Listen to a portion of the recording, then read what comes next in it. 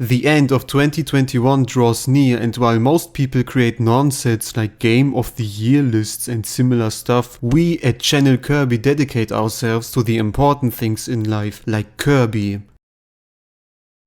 Fortunately, Kirby fans are in the lucky position to be a part of a franchise that is fairly successful and therefore gets often one title per year, be it a spin-off or mainline game. That is why we are going to retrospect the year of 2021 for the Kirby franchise and look at all the information we got for the next year, releases and more. Hello? What do you mean there was no game? Not even a spin-off. Not even a DLC character for Smash. Alright, I got this. It looks like we're going to need to improvise.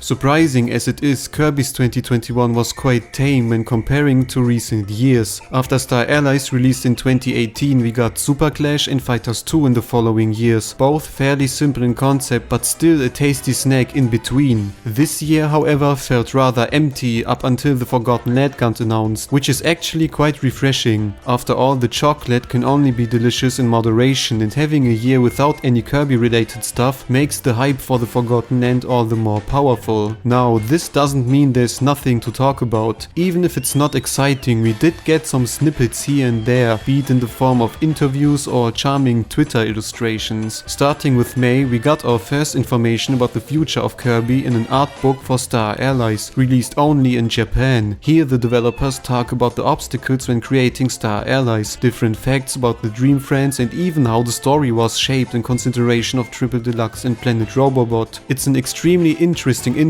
for fans into something only very few developers do, so definitely check out the complete interview. I've linked a rough translation in the description below. The most noteworthy part is surely yet another tease at the next Kirby game, which by now we know is Kirby and the Forgotten Land, and I think they didn't raise any false expectations regarding how this is going to be Kirby's biggest adventure since his grand comeback in Return to Dreamland. They even mentioned how the cancelled GameCube game somewhat left them insecure in their abilities, but the finished Star Allies regained their confidence, which now is stronger than ever. You can definitely see that confidence in the Forgotten Land. Nothing about the game screams ordinary in any kind, and I can imagine, although being a ton of work, that they probably had much fun developing the game. It's just quite cute seeing experienced developers who work in the industry for many years being so excited about their next project as it's their first one. E3 should come and go without any information about what is planned for the Pink Glutton. It was at this point where suspicion started to rise, because what could take so long for a mere Kirby game, right? In contrast, for the fast release of Star Allies, they took their time for the first time since years, so we just had to be patient. In the meanwhile, the first volume of the Kirby Manga Mania series started to get released in the West in June and gives us, for the first time, the opportunity to read an official translation of the manga that was supposed to be released over 10 years ago. More volumes should follow the year, with the fourth one coming soon in March or April.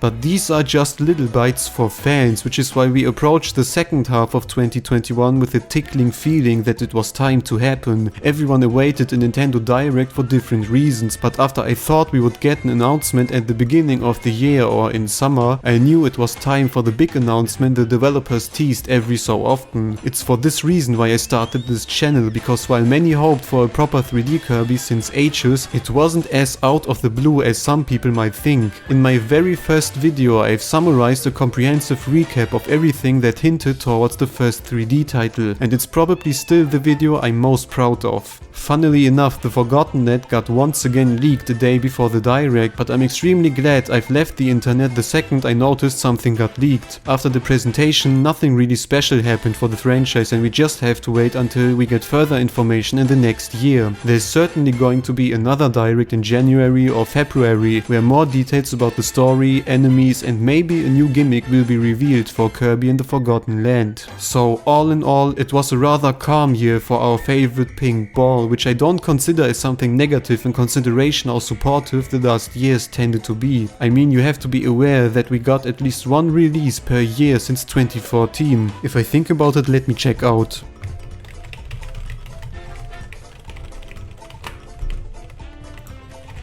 Triple Deluxe in 2014, Rainbow Curse in 15, Robobot in 16, Battle Royale in 17, Star Allies in 18, Super Clash in 19 and Fighters 2 in 2020. If you look at other franchises like Pikmin or Metroid, we are quite lucky to have such a steady release schedule, so pausing for 1 year to get the big 3D title immediately early next year is an amazing luxury problem.